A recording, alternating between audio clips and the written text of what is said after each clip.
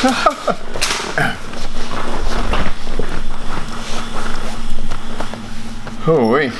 we're here with Jay Zeballos from JJM in LA. HQ. So I think it might be maybe a good spot to start with. Maybe Jay, you could just tell us where you started in martial arts and how you got to here. Yeah, it's I think when we're young, you hear about it with most people. They find their passion, whether it's sports or dance or surfing or some kind of hobby that just turns into an obsession. And for me, it was martial arts. I saw Bruce Lee, and I was 5 or 6 when he passed away, and that was my inspiration. I walked into my first Taekwondo dojo and never looked back. I've just been a lifelong student. And first it was just for the moves, and then as I got older, it was more about self-defense. And then I'd spent many years practicing all the different styles, stand-up styles. And then when I discovered Brazilian Jiu-Jitsu, it just changed my life. I felt at first that this is something I need to fill that gap. But then when I started training, it just took me, the art, the techniques, the lifestyle. And I've been hooked ever since. Yeah, I think it's a common story, and I know we push it a lot here, and Jean Jacques is a really good representative of it as well, but it becomes more than choking people after a while.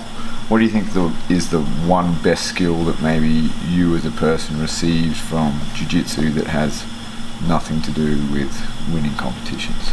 It's just the idea that, no matter what you have in front of you, nothing is insurmountable. As long as you have faith, you believe in your resolve, or whatever it is, the goal, whatever the objective is, whatever the challenge is, I can do it.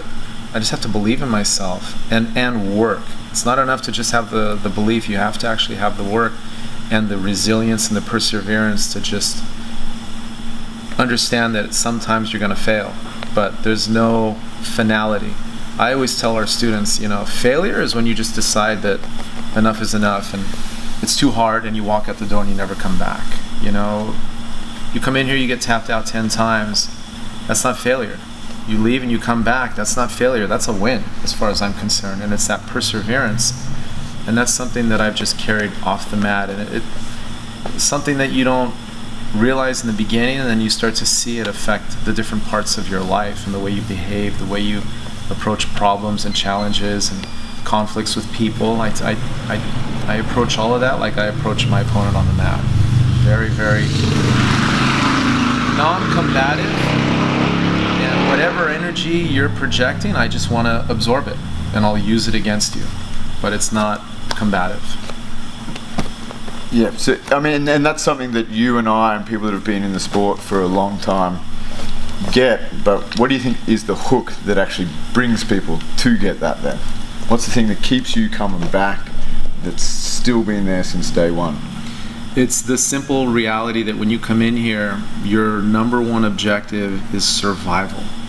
We tell all the students, the first thing that's going to happen, you're going to be put on your back, and you're going to learn first how to become comfortable in a very uncomfortable situation. And for a lot of people, that's heavy, to have pressure, like the actual physical pressure of another human being on top of you. And of course, we make it very because that doesn't sound fun to the average person. No, but then when they get in there and they get squished and they realize, hey, I'm not going to die. And then they start learning some technique, and they learn how to not only survive but protect themselves. Then they're hooked. They're like, hey, if I can handle this, I want to try with somebody else. Bring me somebody else. And it's a combination of that. It's the manifestation of, like, we're not just telling you you can do it. We're not just telling you believe in yourself. You are actually making it happen on the mat. And you have a support staff of people all around you that are chasing the same goals and the same dreams, and you all feed off of one another. And there's very few things you'll have in life where you have a support system like that. It's the Jiu-Jitsu Academy is the one place where you're surrounded by people who are positive and motivated and looking to inspire and be inspired. what would you tell someone who is thinking about joining jiu-jitsu and thought all of that sounds awesome? What would you tell them to give them the best start possible? Always, any school that's worthwhile, don't just walk into a gym based on reputation and sign up on the spot, because it doesn't matter who you are, how great your gym is, there's a very uniqueness to what we do, and not every gym is going to fit every personality. So go into a gym, watch a class. If you like what you see, most gyms always offer a free class, and get out on the floor and interact. Not just the technique, but interact. See what the people are like. If you get a good vibe, go for it, and it'll change your life.